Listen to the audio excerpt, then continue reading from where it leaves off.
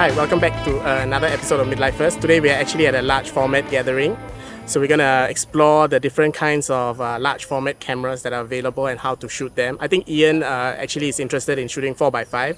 Personally, I want to shoot Polaroids on an 8x10, but we have no idea how to go about. So we're just going to go and meet the community and see what we can learn.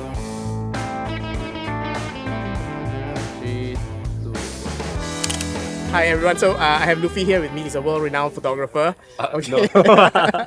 So what camera are you carrying and what are you shooting? Currently I'm shooting with my Pentax 67 with a 90mm 2.8 lens. Yeah, what I'm using now is the Lomo 400 film. Oh, okay, yeah. Cool. Have you taken any nice shots lately? I haven't shoot this camera for like 3-4 years, so I'm hoping that it's still working. I mean, it's still working, but I haven't seen how the image will turn out. Okay. Alright, thanks for sharing, Luffy. Let's go and bother the next person.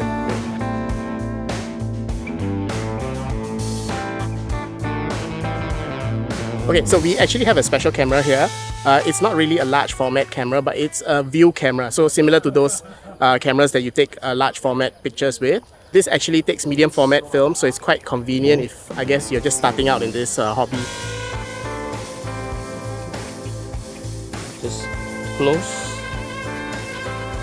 Shutter speed, everything 120 now. Just pick up the dark slide. There you go. Nice. Okay, and push this and advance. Cool. So actually, if you come for community events like this and you see cameras like this, you kind of get poisoned. So this is like your gateway drug into large format film photography. So I will warn you before you attend any of these community events. Okay, so here we have a Tachihara 8x10 camera. It's from one of the members of the Let's Shoot Film community. So this is quite an interesting camera. It takes 8x10 negatives. They're huge.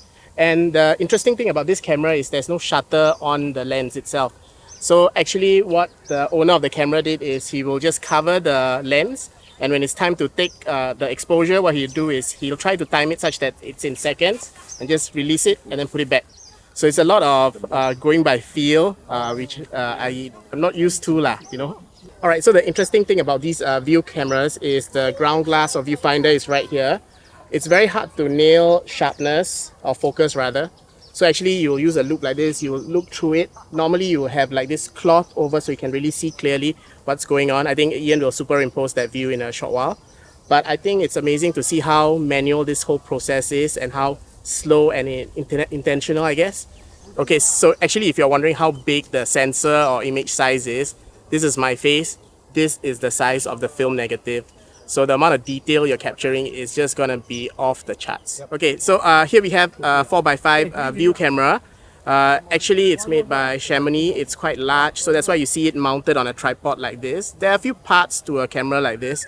So this front part is called the front standard, and it is comprised of course, your lens here that you can see. Some of these lenses, they have like aperture and shutter you can change. Some don't, so you might actually have to manually uncover the lens to expose it. The lens is normally mounted to the camera on a lens board like this. There's a few standardization in the sizes. And this front standard is actually attached to bellows, which leads to the back part.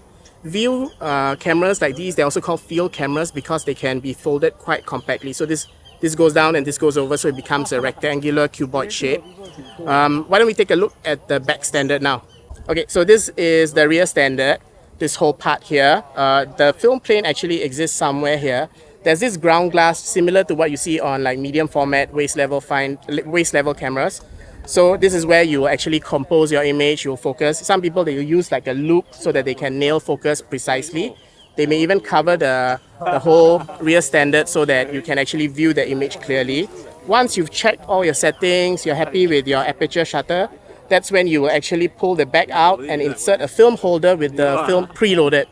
Then you'll just go through all your checks again, and then you'll finally expose the image, and then you will have one image, After that, you will pull out the film holder and flip it around and take another image. Of course, before you do all this, make sure you remember to insert back the dark slide. If not, you will overexpose your film. Normally cameras like this, users, they usually carry typically 5 to 10 I guess sets of film. You can't really take like 36 shots or 12 shots like what you do on medium or small format cameras. Yeah, so it's quite cool to come here and see all these sort of things. So I guess if you're interested in large format photography, do drop by the Let's Shoot Film group and maybe keep an eye out for their next gathering. So I guess if you like this episode, please remember to like and subscribe. If you have any comments, you can drop them down below, and I'll see you in the next episode of Midlifers.